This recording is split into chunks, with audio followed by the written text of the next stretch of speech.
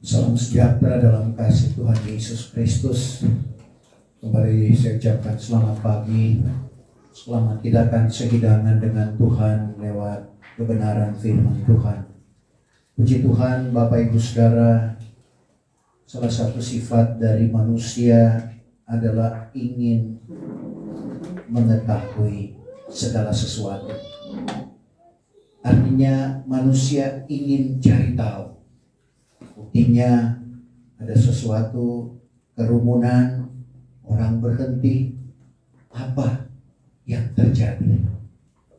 Anak-anak pada waktu dia mulai berbicara, kebanyakan bertanya tentang apa yang dia lihat. Inilah bukti bahwa manusia ingin mengetahui segala sesuatu.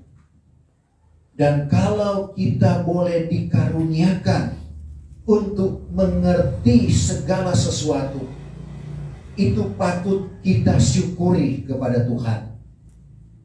Karena siapakah kita ini Bapak Ibu Saudara? Kita tak lebih dari segumpal tanah liat adanya. Kita tidak lebih dari orang lain yang ada di luar sana. Tapi sekali lagi kita patut bersyukur di mana kita boleh mengetahui akan segala sesuatu. Untuk itu kita akan baca firman Tuhan yang saya ambil di dalam 1 Yahya pasalnya yang kedua, ayatnya yang ke-20 dan ayat yang ke-21. Untuk menghormati pembacaan firman Tuhan, saya jemput Bapak Ibu Saudara sekalian bangkit berdiri. Saya akan baca dalam Alkitab terjemahan lama. 1 Yahya 2 ayatnya yang ke-20. Maka kamu ini telah beroleh karunia, yaitu kamu yang diurapi oleh yang kudus itu, dan kamu mengetahui segala sesuatu. Bukannya aku menulis kepadamu sebab kamu tiada mengetahui keadaan yang benar, melainkan sebab kamu mengetahui Dia, dan sebab tidak ada dusta keluar daripada keadaan yang benar. Terima kasih. Puji Tuhan, silakan duduk. Firman Tuhan yang kita baca dan kita dengar pada pagi hari ini adalah suratan dari Rasul Yahya. Rasul Yahya merupakan salah satu murid yang digelar rasul. Dan Rasul Yahya ini juga sesuai dengan kesaksian Alkitab bersama dengan Rasul Petrus, merupakan orang yang tidak terpelajar, orang bersahaja atau sederhana atau orang biasa. Tapi justru dengan keadaan ini Tuhan boleh memanggil kedua rasul ini. Dalam arti kata bukti bahwa Tuhan tidak memandang bulu, seperti yang dikatakan oleh Paulus dalam Roma 2 ayat 11. Tuhan tidak menilik atas rupa orang. Tuhan tidak memandang bulu dalam terjemahan baru. Semua sama. Engkau pandai, bodoh, miskin, kaya, kuat, lemah, sekali lagi sama pada pemandangan Tuhan. Sebab itu kedua murid yang tidak terpelajar ini pun dipanggil oleh Tuhan, dijadikannya murid yang digelar sebagai rasul. Untuk jelasnya kita baca Kisah 4 ayat yang ke-13.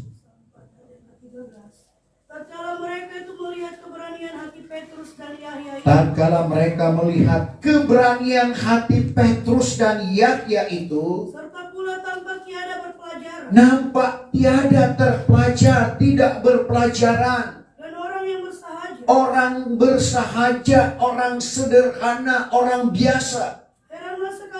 Heranlah sekaliannya. Maka barulah dikenalnya keduanya bahwa dahulu mereka itu bersama-sama dengan Yesus. Baru mereka tahu bahwa kedua murid ini bersama-sama dengan Yesus. Lepas dari keterbatasan kedua rasul yang tidak terpelajar dan yang bersahaja ini, ada sesuatu yang luar biasa yang Tuhan anugerahkan di dalam kehidupannya. Kalau Rasul Petrus, karena jawabannya, di mana Tuhan bertanya, kalau menurut kamu siapakah aku ini? Saudara, pertama Tuhan katakan menurut kata orang, siapa aku? Ada yang katakan Elia, ada yang katakan Yahya Pembaptis. Tapi kalau menurut kamu, dari 12 rasul ini, Petruslah yang menjawab. Untuk itu kita baca Matius 16 ayat 15.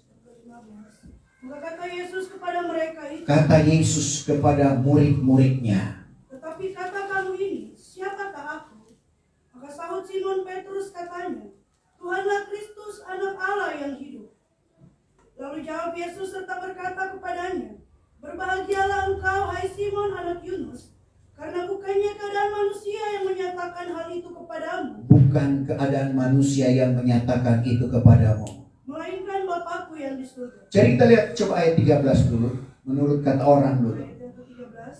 Setelah sampai Yesus ke jajahan Kaisaria Filipi, bertanyalah ia kepada murid-muridnya katanya, Yesus bertanya kepada murid-murid katanya, menurut kata orang, siapakah anak manusia? Siapakah anak manusia yang menunjukkan dirinya sendiri, yaitu Tuhan Yesus Kristus? Maka berkatalah mereka itu, ada yang mengatakan Yahya Pembaptis, Ada yang mengatakan dia adalah Yahya Pembaptis, dan ada yang mengatakan Elias, ada yang mengatakan Elia, ada pula yang mengatakan Yeremia, ada yang mengatakan Yeremia, atau seorang dari antara segala nabi. atau seorang dari antara segala nabi. Lalu Tuhan bertanya, tadi kita sudah baca mulai ayat 15, menurut kamu siapakah aku ini? Sekali lagi, yang menjawab pertanyaan pada waktu itu adalah Petrus. Dengan jawaban inilah, maka Tuhan berkata dalam ayat 19, aku akan memberikan engkau anak kunci kerajaan surga. Lepas dari kekurangan Petrus, keterbatasannya sebagai orang yang tidak terpelajar dan bersahaja, tapi Tuhan karuniakan dia anak kunci kerajaan surga. Buktinya, dia yang memegang anak kunci kerajaan surga pada hari raya Pentakosta, di mana dimulainya zaman Roh Kudus berlaku. Maka Petrus berkhotbah dengan urapan kuasa Roh Kudus. Dan Petrus menjawab pertanyaan orang-orang yang datang pada waktu itu. Karena orang-orang tercengang, berkacau bilau, melihat perhimpunan yang berlaku di loteng Yerusalem dengan mereka berkata-kata dengan berbagai bahasa yang diilhamkan oleh Roh kepadanya akan bertutur. Sehingga ada yang mengatakan orang ini penuh dengan air anggur manis. Tapi Petrus dia berkhotbah, dia bangkit berdiri, ini bukan mabuk seperti sangkamu, tapi inilah yang disabdakan oleh Nabi Yoel. Petrus mulai mengungkapkan tentang apa yang dinubuatkan oleh Nabi Yoel, yang digenapi dalam Kisah 2, 16, 18, di mana dikatakan, akhir zaman aku akan mencurahkan Rohku kepada segala manusia, sehingga anakmu laki-laki dan perempuan akan bernubuat. Orang muda-muda akan lihat beberapa penglihatan, orang tua-tua akan mimpi berbagai-bagai mimpi. Ke atas hambaku laki-laki dan perempuan, aku akan mencurahkan Rohku pada masa itu dan mereka akan bernubuat. Petrus tidak berhenti sampai di situ. Dengan urapan kuasa Roh Kudus, dia menyampaikan kebenaran firman Tuhan. Bahkan dia menuding kepada orang-orang Yahudi yang datang merayakan hari Pentakosta pada waktu itu, Yesus Kristus itulah Tuhan yang kamu salibkan. Mereka bukan datang lagi untuk menangkap Petrus, tapi mereka bertanya kepada Petrus dan rasul-rasul yang lain, hai tuan-tuan dan saudara sekalian, apakah yang wajib kami perbuat? Karena Petrus yang memegang anak kunci kerajaan surga, dia membuka rahasia keselamatan di zaman Roh Kudus ini, di mana Bapak, Ibu, saya dan saudara hidup. Dalam Kisah 2, 37, 38, hendaklah kamu bertobat, berbaptis dengan nama Yesus Kristus akan jalan keampunan dosa, lalu kamu beroleh anugerah Roh Kudus. Inilah bukti Tuhan mengaruniakan dia anak kunci kerajaan sorga. Bagaimana dengan Yohanes atau Yahya sebagai sahabatnya yang tidak terpelajar dan bersahaja, di mana Tuhan boleh anugerahkan dia kitab Wahyu, karena dia adalah orang yang sangat mengasihi Tuhan. Petrus yang terkenal agresif, saudara, pada waktu Tuhan Yesus berjalan di atas air, pada sangka murid-muridnya bahwa dia adalah hantu. Tapi Petrus dengan tidak gentar dia maju. Kalau engkau Tuhan, saya juga mau berjalan di atas air. Tuhan luluskan permintaan Petrus. Tapi pada waktu Tuhan mau nyatakan bahwa ada salah satu murid yang akan menyerahkan dia, Petrus tidak langsung bertanya kepada Tuhan. Tetapi dia justru bertanya kepada Rasul Yahya yang pada waktu itu bersandar di dada Yesus. Ini bukti kedekatan Rasul Yahya. Dalam Yahya 13 ayat 23 sampai 25. Yahya, seorang dari antara murid-murid Yesus, yaitu yang dikasihi oleh Yesus, bersandar di sebelah kanannya. Maka Simon Petrus menjawab murid itu, lalu berkata kepadanya. Petrus bertanya kepada Rasul Yahya yang bersandar di dada Yesus. Tanyalah siapa dia yang dikatakannya itu. Oleh yang demikian, sedangkan murid itu bersandar di dada Yesus. Murid yang bersandar di dada Yesus lalu bertanya, ya Tuhan, siapakah dia itu? Jadi kita lihat, Petrus dia bertanya kepada murid yang bersandar di dada Yesus, yang dalam hal ini adalah Rasul Yahya. Rasul Yahya begitu mengasihi Tuhan, amat mengasihi Tuhan, melebihi dari rasul-rasul yang lain. Karena kita perhatikan, murid Tuhan ada yang 70 diutus berdua-dua. Ada yang 12 murid yang digelar rasul. Dari ke-12 murid ini ada yang 3 dekat dengan Tuhan. Sehingga pada waktu Tuhan berasing di sebuah bukit, hanya 3 orang. Petrus, Yahya, dan Yakobus yang diajak oleh Tuhan. Tapi dari ketiga orang yang dekat ini, yang paling dekat atau sangat dekat, yaitu Yahya, sama dengan Daniel. Jadi karena kedekatan kedua orang ini, Daniel amat dikasihi, berarti dia sangat mengasihi Tuhan. Karena firman Tuhan berkata, aku kasih kepada orang yang mengasihi aku. Sehingga pernyataan di dalam Daniel 9 ayat yang ke-23. Daniel 9 ayat 23. Pada permulaan doamu itu diberilah firman. Lalu datanglah aku hendak memeriahkan dikau pengajaran. Karena engkaulah seorang yang amat kekasih. Karena Daniel adalah orang yang amat kekasih. Sebab itu hendaklah engkau mencamkan perkataan ini, dan perhatikanlah baik-baik ayatnya. Jadi karena dia amat dikasihi, berarti dia sangat mengasihi Tuhan. Sehingga dalam Daniel 10, Daniel menerima wahyu yang dari Tuhan. Daniel 10 ayat 1. Maka pada tahun yang ketiga daripada kerajaan Koresi, raja orang Parsi itu, datanglah suatu wahyu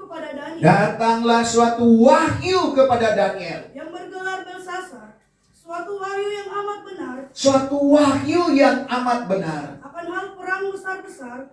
Maka mengertilah ia maknanya, dan diketahuinya akan hal itu. Jadi kita lihat Daniel menerima wahyu karena sangat mengasihi Tuhan.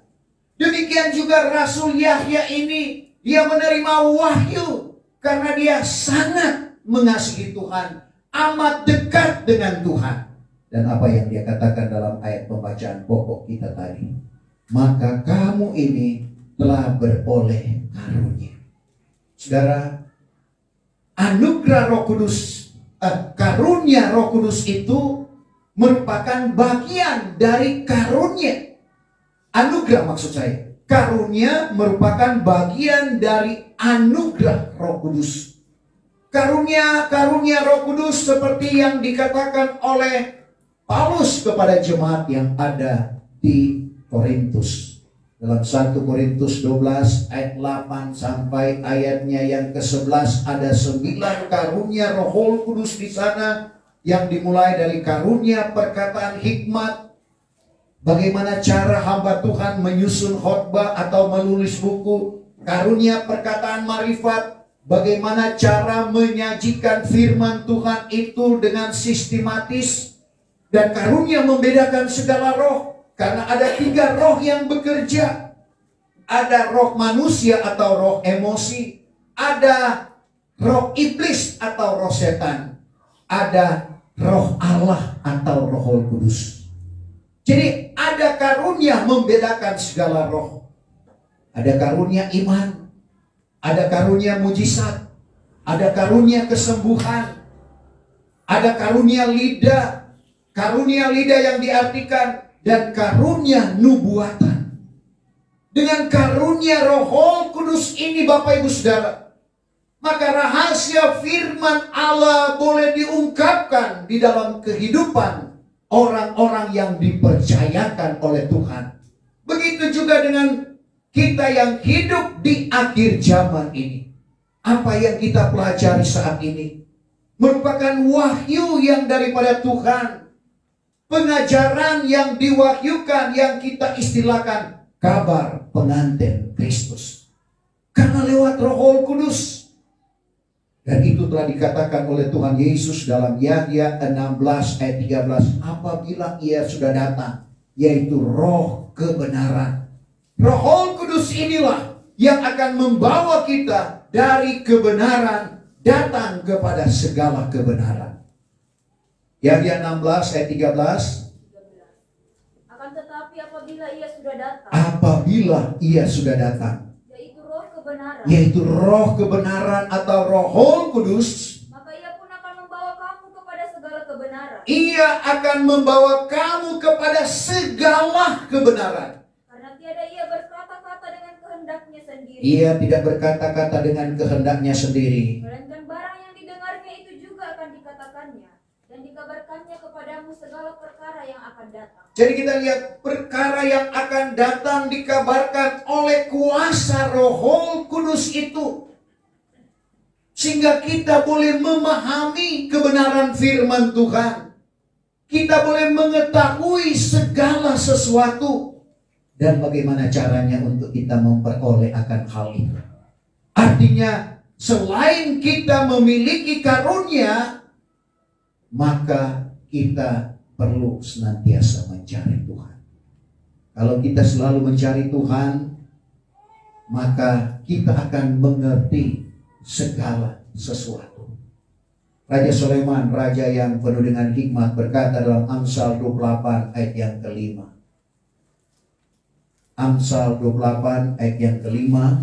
Orang jahat tidak mengerti barang yang benar. Orang jahat tidak mengerti barang yang benar. Tetapi orang yang mencari Tuhan, orang yang mencari Tuhan mengerti segala perkara.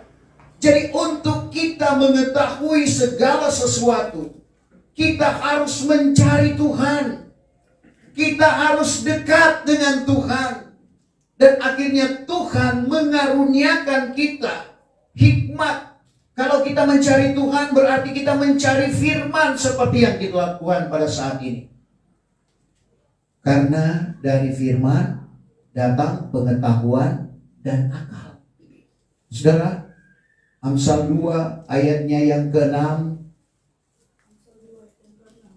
Karena Tuhan juga yang mengaruniakan hikmat. Tuhan yang mengaruniakan hikmat. Dan daripada firman-Nya datanglah pengetahuan dan akal. Dari firman-Nya datang pengetahuan dan akal. Betapa pentingnya firman Tuhan itu.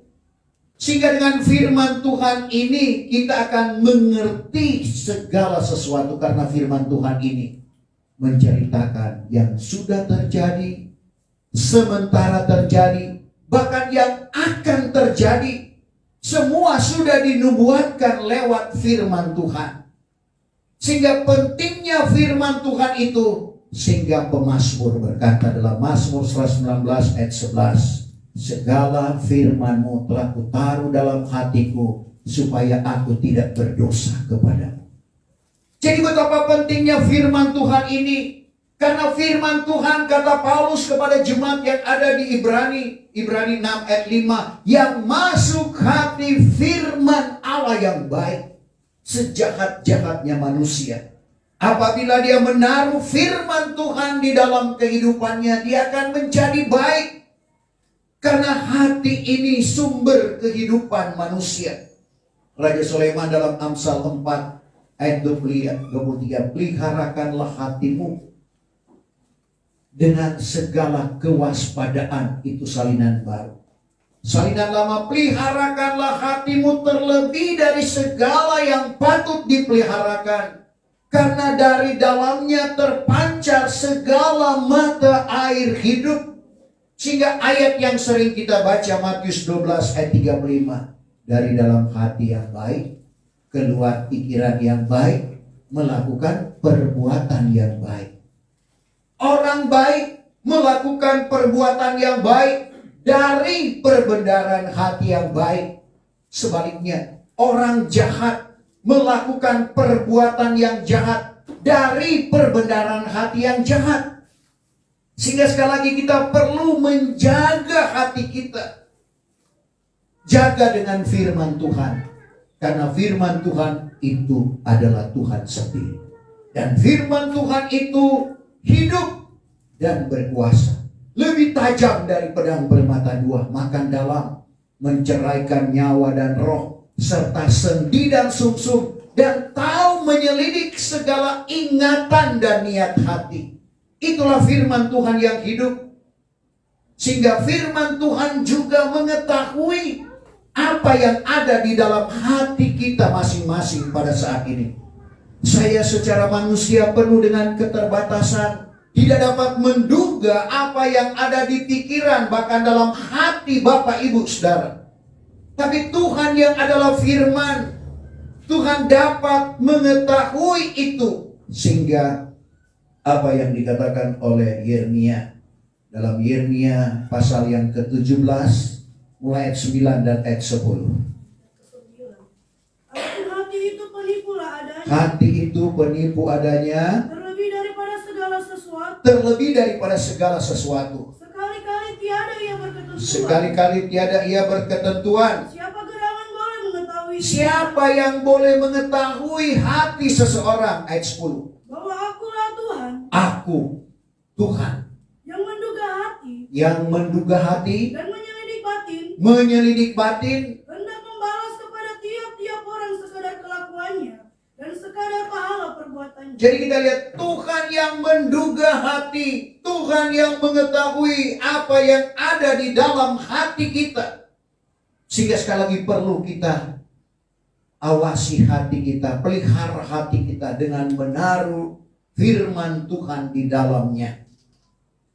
Kembali ke ayat tadi, maka kamu ini telah beroleh karunia, yaitu kamu diurapi oleh Yang Kudus itu, dan kamu mengetahui segala sesuatu. Jadi kita perhatikan dengan karunia Roh Kudus, di mana Tuhan boleh menganugerahkan kita untuk mengetahui segala sesuatu.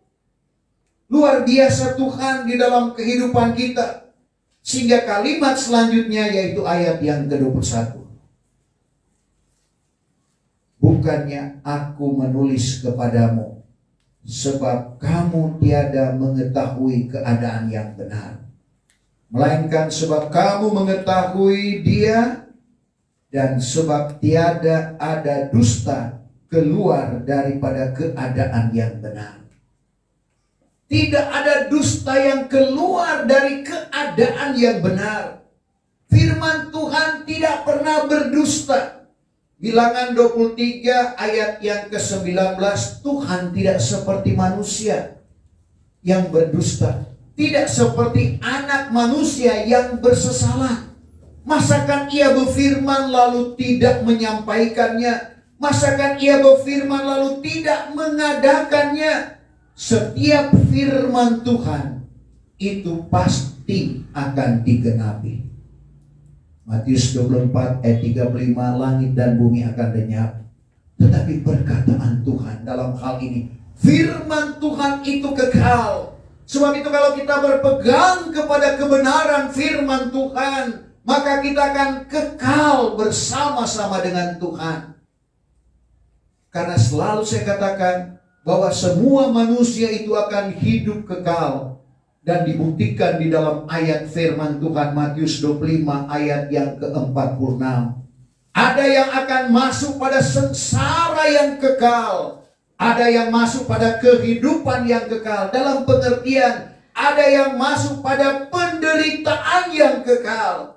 Ada yang masuk dalam kesenangan yang kekal. Pilihan itu ada pada kita. Hidup ini adalah pilihan. Matius 25 ayat 46. Maka mereka itu akan pergi masuk ke dalam sengsara yang kekal. Ada yang pergi kepada sengsara yang kekal. Tetapi orang yang benar itu ke dalam hidup yang kekal. Orang benar yang melakukan kebenaran firman Tuhan akan hidup yang kekal. Jadi sama-sama kekal. Dan sekali lagi, itu adalah pilihan. Kita mau kekal di dalam kesenangan, atau kita mau kekal di dalam penderitaan. Tapi saya percaya kita semua yang ada di sini merindukan kehidupan yang kekal di dalam kesenangan bersama-sama dengan Tuhan. Untuk itu Bapak Ibu Saudara, bagaimana firman Tuhan itu yang hidup dan berkuasa, dan firman itu tidak pernah, atau Tuhan tidak pernah berdusta. Itu 1 ayat yang kedua. Titus 1. Dengan pengharapan akan hidup yang kekal. Dengan pengharapan akan hidup yang kekal. Yang sudah dijanjikan terlebih dahulu daripada zaman yang asal. Itulah yang dijanjikan terlebih dahulu dari zaman asali. Oleh Allah. Oleh Allah. Yang mustahil bohong itu. Yang mustahil bohong. Jadi kita perhatikan apa yang difirmankan oleh Tuhan. Yaitu Allah yang mustahil untuk bohong. Begitu juga dengan perkataan dari Paulus kepada jemaat yang ada di Ibrani. Dalam Ibrani pasal 6 ayat yang ke-18. Supaya dengan sebab dua perkara yang tetap itu. Dua perkara yang tetap itu. Yang di dalamnya mustahil bagi Allah berdusta. Di dalamnya mustahil Allah berdusta.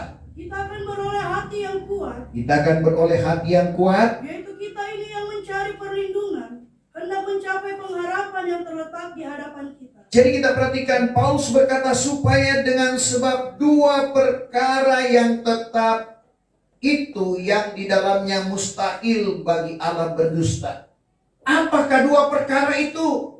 Yaitu perkara yang disampaikan oleh Tuhan kepada Ibrahim. Kembali ke ayat 14 dalam Ibrani 6. Sambil berfirman, dengan sesungguhnya, 1, aku akan memberkati engkau dengan sebesar-besar berkat.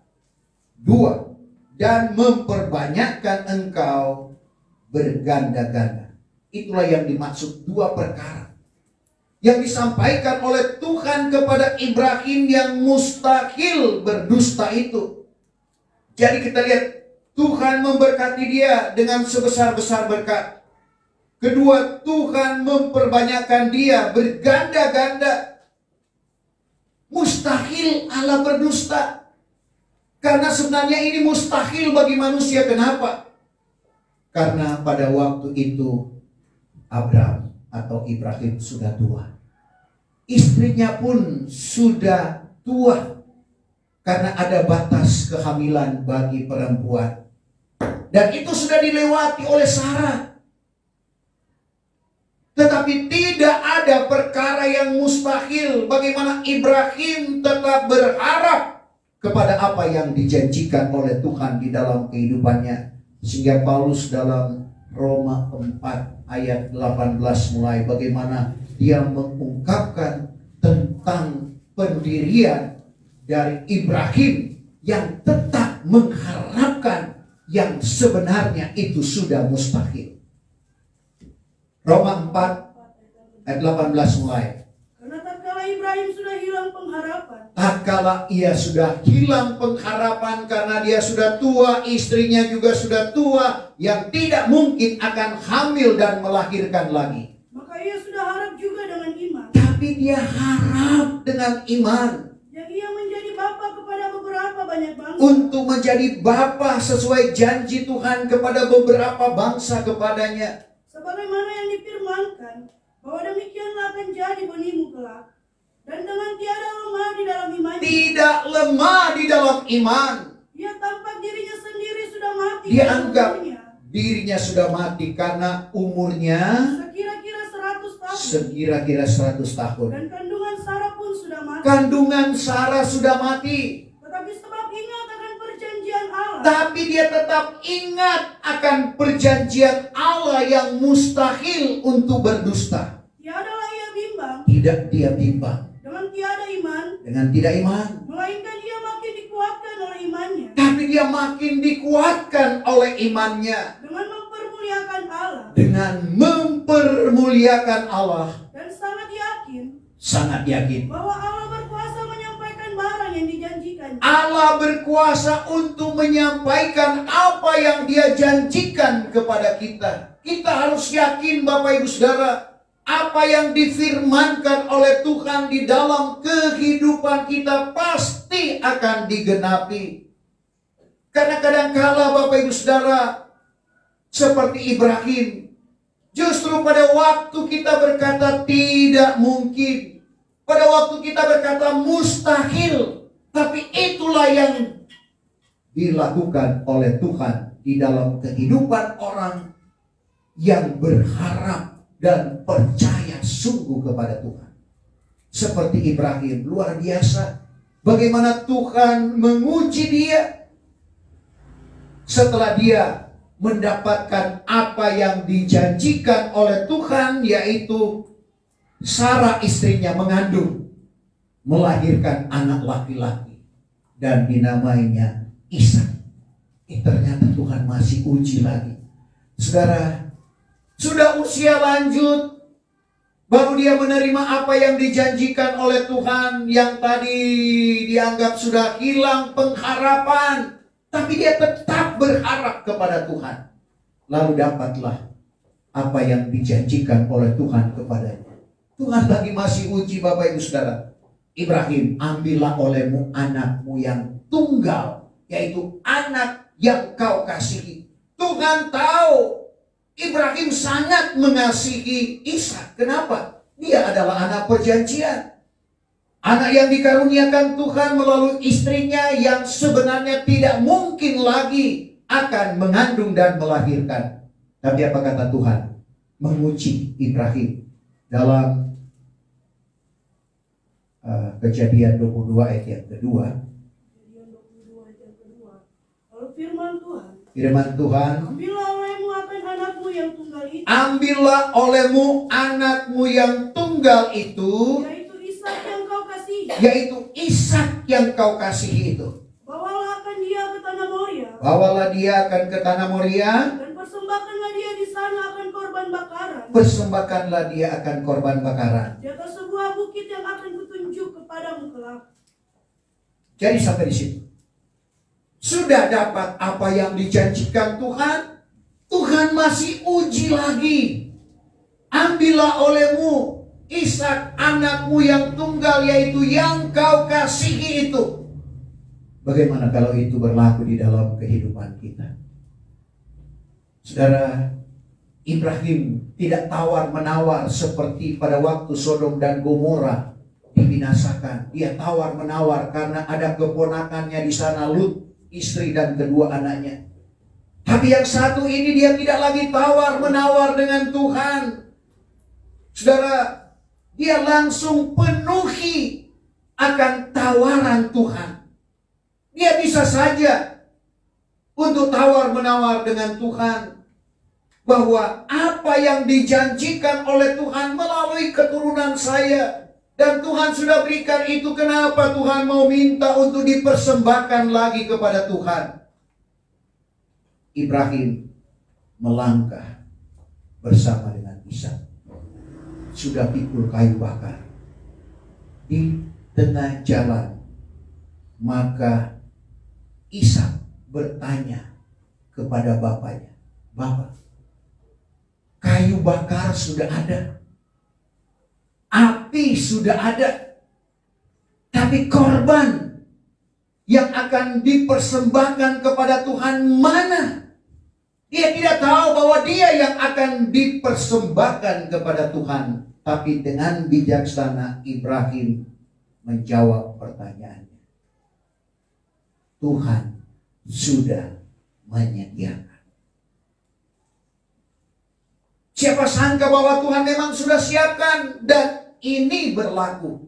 Dengan perkataan engkau dibenarkan, dengan perkataan engkau disalahkan. Dalam pengertian, dengan perkataan kita yang benar kita dibenarkan, dengan perkataan yang salah kita akan dipersalahkan. Sebab itu orang tua kalau anak-anak minta uang, jangan bilang tidak ada, padahal ada. Nanti tidak ada, betul itu. Uang tidak ada. Ada, tapi dipakai untuk keperluan lain. Ini harus bijaksana. Karena sekali lagi firman Tuhan tidak salah. Coba kita baca Matius 12 ayat 37. Karena dengan perkataanmu engkau akan dibenarkan. Dengan perkataan engkau akan dibenarkan. Dan dengan perkataanmu juga engkau akan disalahkan. Dengan perkataan engkau juga akan disalahkan. Jadi kita perhatikan bagaimana firman Tuhan datang mengajak kehidupan kita. Supaya sekali lagi kita perlu berhati-hati dengan perkataan. Ananias dan Safira mati.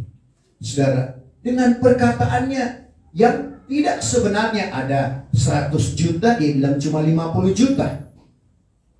Karena gengsi, dalam Kisah 5 kalau Bapak Ibu Saudara baca, karena luar biasa mujizat Tuhan yang dilakukan oleh para rasul membuat jemaat Tuhan menjadi ketakutan pada waktu itu. Sehingga mereka menjual akan hartanya. Tapi sayangnya,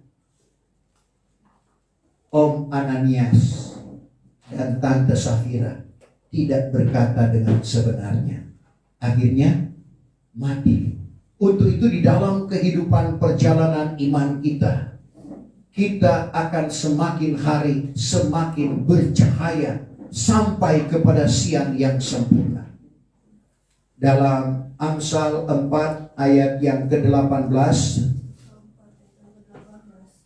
Akan tetapi jalan orang benar itu, Jalan orang benar itu seperti cahaya terang, seperti cahaya terang. makin lama makin bercahaya, Makin lama makin bercahaya sampai kepada siang yang sempurna. sampai kepada siang yang sempurna. Jadi kita lihat bagaimana kehidupan kita semakin bercahaya sampai pada rembang tengah hari. Seperti yang saya selalu katakan, kalau ada pada garis khatulistiwa, tengah hari kita dirikan tiang, tidak ada lagi bayang.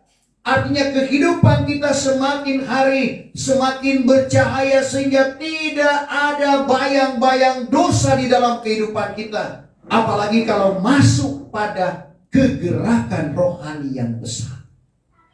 Salah sedikit akibatnya fatal. Dan kita bersyukur sekali lagi, kita sudah dibawa oleh Tuhan seperti apa yang dikatakan oleh Paulus kepada Timotius dalam 1 Timotius 2 ayatnya yang keempat.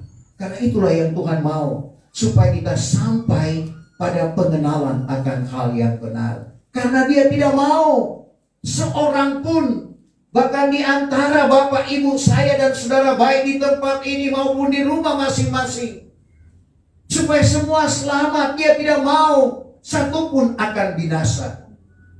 1 Timotius 2 ayat yang keempat. sekalian manusia beroleh selamat. Yang berkehendakan setiap manusia beroleh selamat. Dan sampai kepada pengenalan dari hal yang benar. Dan sampai kepada pengenalan dari hal yang benar. Sampai kita mengetahui segala sesuatu terutama yang akan terjadi. Kita sudah berada pada Wahyu pasal 6 ayat 7 dan 8. Yaitu meterai keempat, kuda kelabu, pertarungan pekabaran. Pertarungan kebaikan dan kejahatan. Dan di ujung meterai keempat akan terjadi kegerakan rohani yang besar. Di mana gereja akan disempurnakan roh, jiwa dan tubuh. Kenapa Bapak Ibu Saudara? Karena pada waktu kedatangan Tuhan kali yang kedua, Dia datang di atas awan dari langit, bukan lagi mencari orang yang berdosa. Kalau pertama kali Dia datang dan lahir di kandang yang hina, maka Dia mencari orang yang berdosa, termasuk di dalamnya Bapak, Ibu, saya dan saudara. Tapi ingat, kedatangan Tuhan pada kali yang kedua, di mana Dia akan mencari apa yang dikatakan oleh Paulus kepada jemaat yang ada di Tesalonika. 1 Tesalonika 5 ayat yang ke-23. Maka Allah sendiri yang pohon sejahtera itu, Allah sendiri yang pohon sejahtera itu menguduskan kiranya kamu dengan sempurna. menguduskan kiranya kamu dengan sempurna. Sempurna artinya lengkap, tidak ada cacat celah. Jadi kita akan dibawa menuju kepada tubuh yang lengkap, yang tidak ada cacat celahnya. Dan Segenap roh dan nyawa dan tubuh kamu terpelihara dengan tiada bercacat. Tubuh kamu terpelihara dengan tidak lagi bercacat celah. Pada masa kedatangan Tuhan kita Yesus Kristus. Pada masa kedatangan Tuhan kita Yesus Kristus. Jadi tujuan kita sekali lagi untuk menyelidik hukum yang sempurna yang sementara kita tekuni ini, supaya kita sampai kepada kesempurnaan. Seperti kata Tuhan Yesus Matius 5 ayat 48, hendaklah kamu sempurna sama seperti Bapa di sorga sempurna adanya. Untuk mencapai kesempurnaan itu kita harus meneliti, kita harus menyelidiki hukum yang sempurna yang kita istilahkan kabar pengantin Kristus. Sebagai ayat yang terakhir, Yakobus 1 ayat yang ke-25. Tetapi orang yang menyelidik hukum yang sempurna, Orang yang menyelidik hukum yang sempurna, yaitu hukum kemerdekaan, serta bertekun, bertekun atau setia. tiada menjadi orang mendengar yang terlupa, Tidak menjadi orang yang dengar lalu melupakan apa yang dia sudah dengar. melainkan orang yang menurut dengan sebenarnya. Orang yang menurut dengan sebenarnya, orang yang menurut dengan sungguh-sungguh. Maka ialah orang yang berbahagia di dalam hal ia menurut itu. Kita adalah orang yang berbahagia di dalam kita menurut hukum yang sempurna. Saya jemput kita bangkit berdiri. Kita sempurnakan ibadah kita. Kita bangkit berdiri. Tak tersembunyi